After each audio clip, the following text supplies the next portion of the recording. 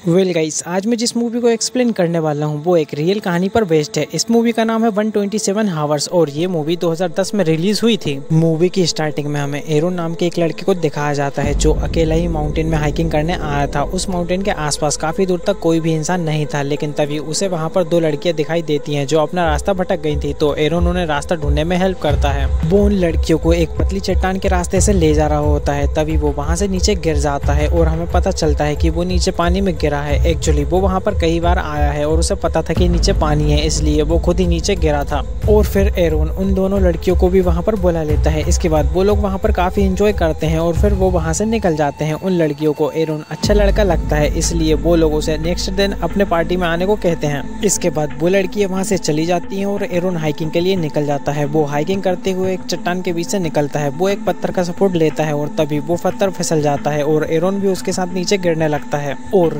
नीचे आके एरोन का हाथ उस पत्थर के नीचे दब जाता है। एरोन उस पत्थर को हटाने की कोशिश करता है, लेकिन वो पत्थर नहीं हटता। तो एरोन समझ जाता है कि वो कितनी बड़ी मुसीबत में फंस चुका है। अब एरोन घबरा जाता है और उस पत्थर के नीचे से अपने हाथ को निकालने की काफी कोशिश करता है, लेकिन पत्थर के नीचे से उसका हाथ नहीं निकलता। तो एरोन काफी जोर जोर से चिल्लाने लगता है ताकि उसकी कोई आवाज सुन ले और वहां पर उसे बचाने आ जाए, लेकिन वो जहां पर फंसा है उसके कई किलोमीटर दूर तक कोई आता जाता नहीं है और वो तो चट्टान के बीच में काफी नीचे फंसा है। तो एरोन समझ जाता है कि उसे वहां पर कोई बचाने नहीं आने वाला, इसलिए वो अपने बैग से सारा सामान निकालता है और कुछ काम की चीजें ढूंढता है जिससे वो अपने हाथ को पत्थर के नीचे से निकाल पाए। उसे अपने बैग में एक छोटा सा नाइफ मिलता है, तो वो उससे पत्थर को काटने की कोशिश करता है। तभी वो नाइफ उसके हाथ से नीचे गिर जाती है और अब हाथ फंसे होने की वजह से वो नीचे झुककर उस नाइफ को उठा भी नहीं सकता, इसलिए वो एक लकड़ी की हेल्प से उस नाइफ को उठाता है और फिर से उस पत्थर को काटने लगता है। और ऐसा ही करते करते उसे रात हो जाती है। तो वो थोड़ा सा पानी पीता है क्योंकि उसके पास बहुत कम पानी बचा है। अब एरोन काफी टाइम से पत्थर से ही लटका था, इसलिए वो एक बेल्ट को पत्थर से बांध देता है और उसी पर लटक के सो जाता है। फिर इसके बाद वहाँ पर सुबह हो जाती है और अब एरोन को लगता है कि उसे वहाँ पर बचाने कोई नहीं आने वाला, इसलिए वो अपने कैमरे में एक रिकॉर्डिंग करता है और सबको बताता है कि वो वहाँ पर कैसे फंसा है और उसके पास वहाँ पर सरवाइव करने के लिए क्या क्या चीजें हैं। वो बताता है कि उसके पास एक बोतल पानी और थोड़ा बहुत कुछ खाने के लिए है। तभी उसे ऊपर से किसी के जाने की आवाज सुनाई देती है, तो वो हेल्प मी करके चिल्लाने लगता है, लेकिन उसे आवाज सुनाई नहीं देती।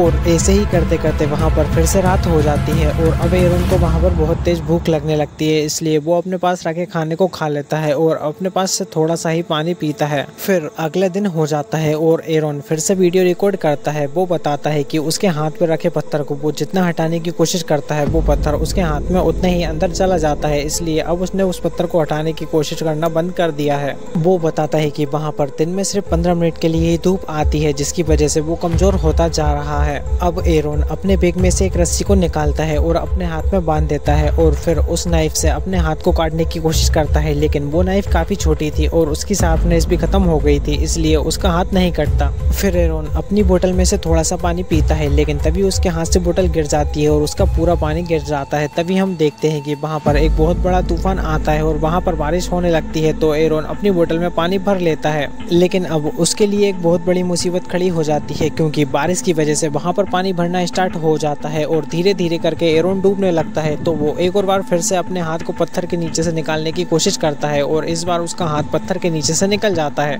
तो वो जल्दी से वहाँ से निकलता है और अपनी कार के पास जाता है और अपनी कार को लेकर अपने घर जाता है, जहाँ पर उसकी गर्लफ्रेंड उसे देखकर गेट बंद कर देती है। और अब हमें पता चलता है कि वो एक सपना देख रहा था और वो अभी भी वहीं पर फंसा हुआ है।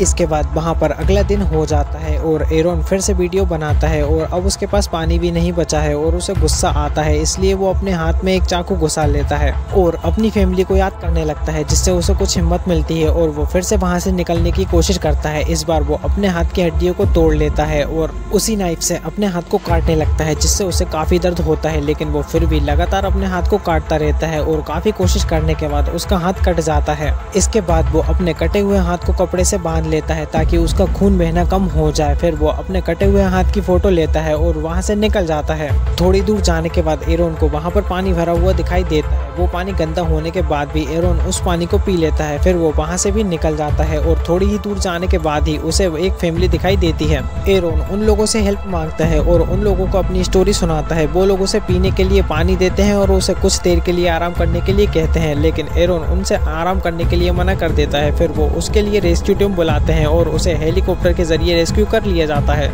और फिर हमें रियल एरोन और उसकी वाइफ को दिखाया जाता है जिसके साथ ये हुआ था, और इसी के साथ हमारी ये मूवी खत्म हो जाती है।